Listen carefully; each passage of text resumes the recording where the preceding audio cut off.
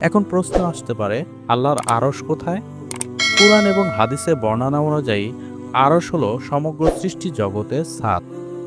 এটি এমন একটি সত্তা যা মহাবিশ্বের সকল কিছুর ঊর্ধ্বে, যা আমাদের চেনা পদার্থবিজ্ঞানের নিয়ম দিয়ে বোঝা সম্ভব নয়।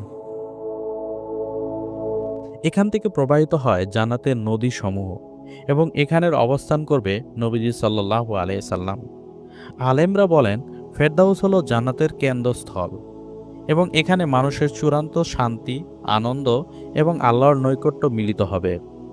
ভাবুন, বিশাল জান্নাতের মধ্যে অনেক স্তর থাকলেও জান্নাতুল ফেরদৌস সব কিছুর উপরে, পাহাড়ের চূড়ার মতো। আপনি যখন পৃথিবীর কোনো উঁচু পাহাড়ে উঠবেন, যেমন হিমালয়ের চূড়া বা কাশ্মীরের কোনো পাহাড়ে, তখন চারপাশের দৃশ্য দেখলে মন ভরে যায়। নিচের নদী, বন, পাহাড়ের সারি, ছোট ছোট শহর, সব কিছু যেন আপনার পায়ের তলায় ছড়িয়ে আছে।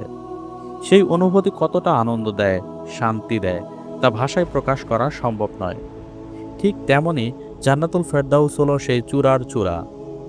সেখানে প্রতিটি বাগান যেন আপনাকে স্বাগত জানাচ্ছে, নদীর শীতল ঝর্ণার মতো বয়ে যাচ্ছে, ফুল ও বৃক্ষের সুবাস মিশে আছে, অপূর্ব পরিবেশ সৃষ্টি করছে। সেখানে সবকিছু এত নিখুঁত, এত আনন্দদায়ক যে পৃথিবীর কোনো উচ্চ পাহাড় থেকেও যে আনন্দ পাওয়া যায়, তা হাজার গুণ বেশি আনন্দ, শান্তি এবং তৃপ্তি সেখানে। চোখ যখন এই সৌন্দর্য দেখবে, মন